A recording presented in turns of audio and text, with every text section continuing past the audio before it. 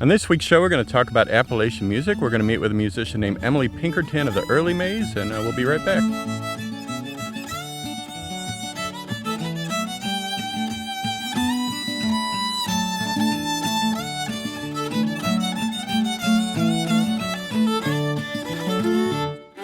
Welcome to Charlie's Open Mic. My name's Charlie Mossbrook. On this week's show, we're going to talk to Emily Pinkerton about Appalachian music, among other things, her group, the Early Mays, and we're going to listen to a little music, so let's go do that.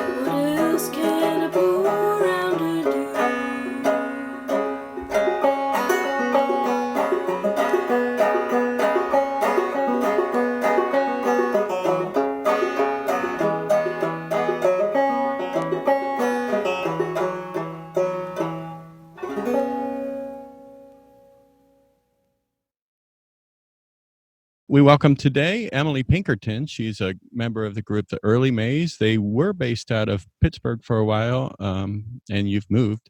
But I'm going to let you fill us in on a little bit of your background. And why don't you get going with that? Welcome to the show, Emily. Thank you so much, Charlie. It's so nice to connect with people these days. Thanks for doing what you do here. I'm based in Albany now. The Early Mays are still based in Pittsburgh. Okay. Ellen is there, and one of our collaborators, Nicole Myers on cello, is there, and our other collaborator, Rachel Eddy, is in DC. So we do the puzzle pieces as the year goes by and make the shows work, depending on where they fall. And yeah, and then I'm a songwriter, an ethnomusicologist. I dabble in, more official composing kind of functions and play around with chamber music and old time music and how those things come together. And Latin American music, particularly Andean music, is a big part of my life as well. You just said something that seemed really interesting to me, and bringing classical and Appalachian music together. How does, if you could summarize that? People have brought them together in all kinds of ways over the years, even going back centuries to, some of the biggest names in classical music quoting folk sources of, their regions or even farther regions. But as it comes down to kind of the American context nowadays, people are out there doing some really interesting things. And my husband's a composer of, if you want to call it new music, post-minimalist music, contemporary music. And we've been married for a long time now-ish, 16 years. And so he's come to appreciate my old time world. And I always kind of had a foot in the classical realm. I was a classical vocalist for a while, but kind of left that behind right out of undergrad. And so it just, in the last decade, really, it kind of started forming as an idea. What if we tried to do something together and make these worlds play off of each other? Because I took him to old time festivals and he was like, wow, this is so cyclic and, just fascinating and rhythmic. And so we just started playing, and he formed a group years ago. He's a co-founder of a group called Now Ensemble, and eventually the stars aligned and we did a big collaboration and took old time tunes, and Patrick and I set them, created these kind of elaborate arrangements that tried to figure out how those worlds could have a conversation, or live together a little bit.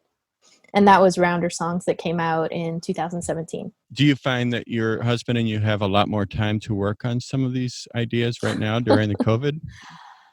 Not really. It's because our work kept going. Then we have somewhat of a summer break, but then also scrambling to, fill out financial gaps in that break. And we have a 6-year-old boy. So, during the spring, we were keeping track of him and his schooling and doing our jobs full time. I teach songwriting at a small college, and he teaches at the same college music theory.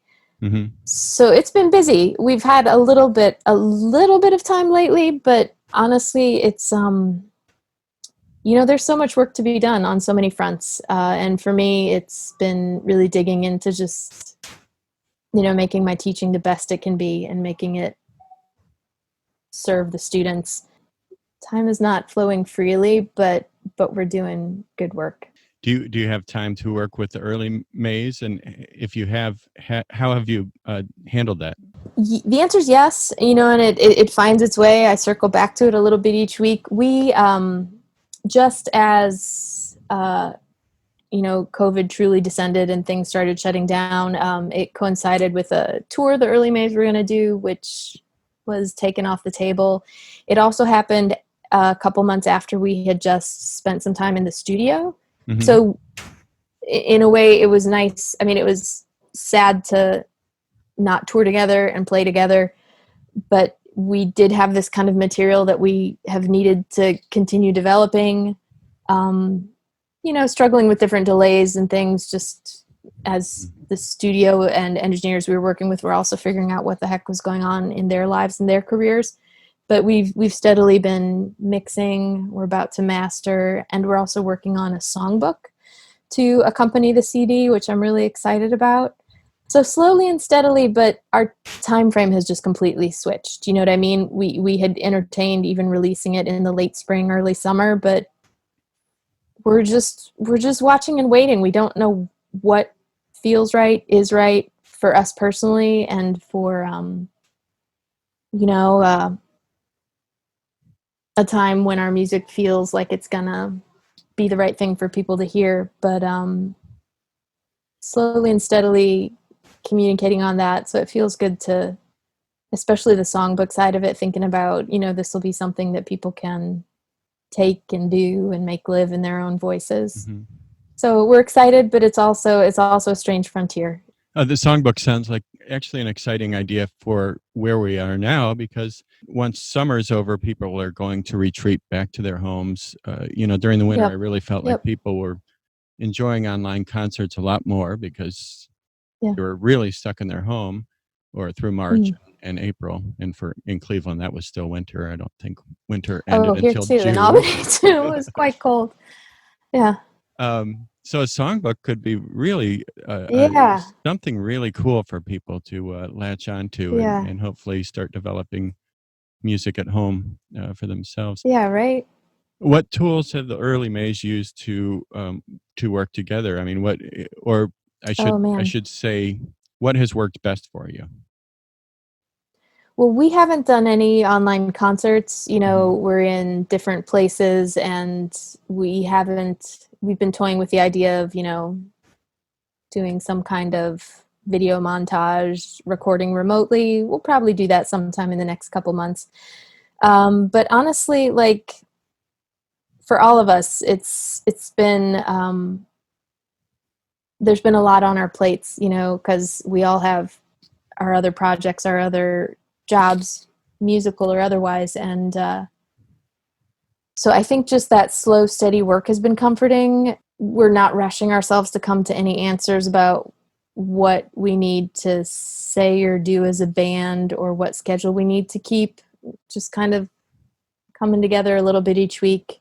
And honestly, a lot of small, concrete steps, but waiting. We haven't been doing Zoom, we haven't been doing Facebook Live or honestly anything. Mhm. Individually, we've put some stuff out there, so we'll just see. We're excited about the new songs that we have, so I think maybe we'll do some sneak peeks with some remote recording as the months go by. But yeah, so no clear, concise answer. Watching, Mhm. listening, waiting. So you were talking about ethnomusicology, which you're involved with. And what you were saying, was it Caribbean music? Andean music. I Andean studied a music. lot of Okay. folk revivals and folk music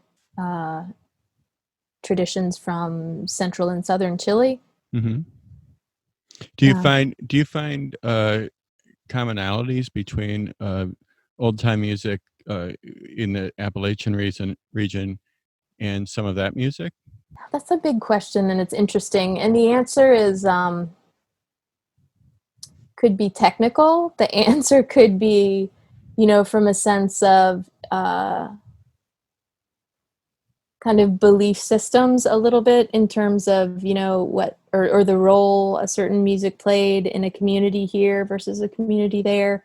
So if you look back to old kind of modal melodic languages, you can find some really interesting connections. Something as simple as a lot of guitar tunings in Chile. Hmm. You find, oh, that's the same as this banjo tuning or this old blues guitar tuning. So you can have some fun from that, kind of technical standpoint Hmm. and build connections. But I find a lot of connections too in terms of the sentiments of either the rural musicians or the revivalists or the songwriters that I've studied or worked with in terms of, what their music is going after and what they're trying to say in it. That's kind of what I like to sit with in my music a lot, and take my icons from Latin America, especially someone like Violeta Parra of Chile, who was just a tremendous voice. Having grown up in rural areas and then just studied and broadcast and re-recorded and just done so much work from a kind of folklorist perspective to widen the sound of, how kind of Chileans heard themselves, and make them realize, the wealth of sounds that were all through the countryside that, as industrialization happened, people felt farther and farther removed from, Hmm. valorize it and lift it up. And then people in the US who have done that same kind of work, folks like Mike Seeger, and then, even mid 20th century kind of revivalists who put another step on that and blended that with activist work too. She played this amazing instrument called the 25-string guitarrón. Hmm. This is another cool Chilean instrument that I I've was studied and played over the years. I was admiring Called that the on your shelf yeah. during your performance. Oh, thanks. It's the Ravel 3-string fiddle. People play it GDA. People play it ADA. What else have I seen? Very similar to fiddle tunings you'd find, but just the 3 lower strings. What is your preferred instrument? I'm assuming you play an Oh awful lot of man, instruments. it switches. As each year goes by. I'd say in the last couple of years, I'm spending a lot of time on banjo. Mm-hmm. Primarily But as a clawhammer style, or do you switch clawhammer, around? Okay. I here and there I'll do some kind of 2-3 finger picking pattern, but I'm really a clawhammer player. And guitars either tied or a close second to banjo right now. Okay. And then fiddle will have its reemergence now and then. Last week I had Mark Dignam. I listened to that. I have to say that I really liked something he said. You asked him about what his songwriting was doing, or how he's finding inspiration, how that's and he was, I forget the words he used, but it was acknowledging that there's a lot to process right now. There's a lot of perspective to still be gained before really putting your voice or your stamp or your artistic impression of that out. And I really relate to that. I'm not 100% sure where all my thoughts are. It seems like in so many parts of life, the bottom could fall out from one day to the next. Mm-hmm. So I hope everybody's either jumping in if they're ready, or taking the time that they need if they need it to set the path, creatively or otherwise. Hey, if you appreciate this content, please hit the subscription button down below. Please ring the bell for notifications. You can visit us at charliesopenmic.com, where you can find our Patreon page and help support the show.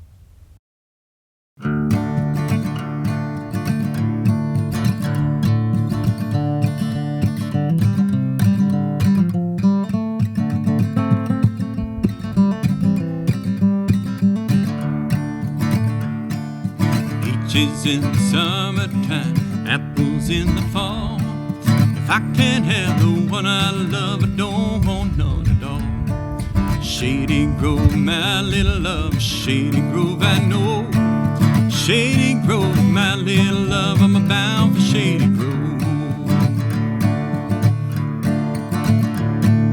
Wish I had a banjo string made of golden twine, and every tune I play on it, I wish that girl was mine. Shady Grove, my little love, Shady Grove, I know. Shady Grove, my little love, I'm bound for Shady Grove.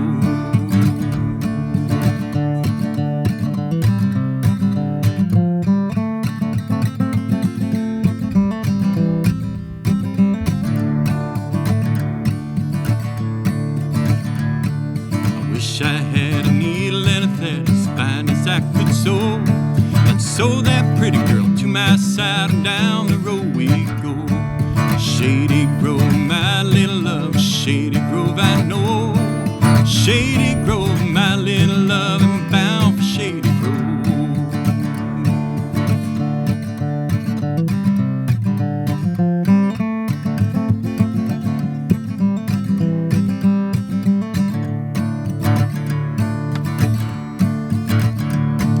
Some come here to fiddle and a dance, and some come here to tarry. Some come here to fiddle and a dance, and I come here to marry. Oh, Shady Grove, my little love, Shady Grove, I know. Shady Grove, my little love, I'm bound for Shady Grove.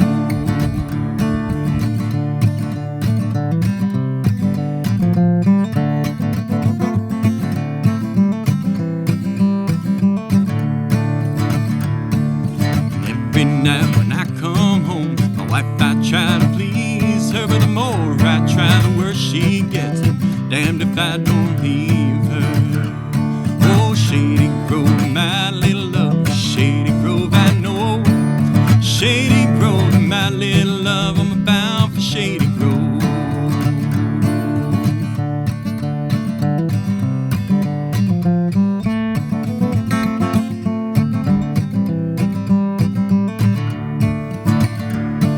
Shady Grove, my little love, Shady Grove, my darling.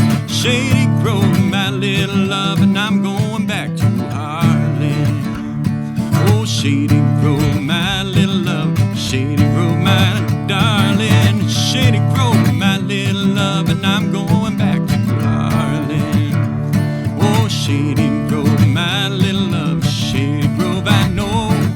Shady Grove, my little love, I'm bound for Shady Grove.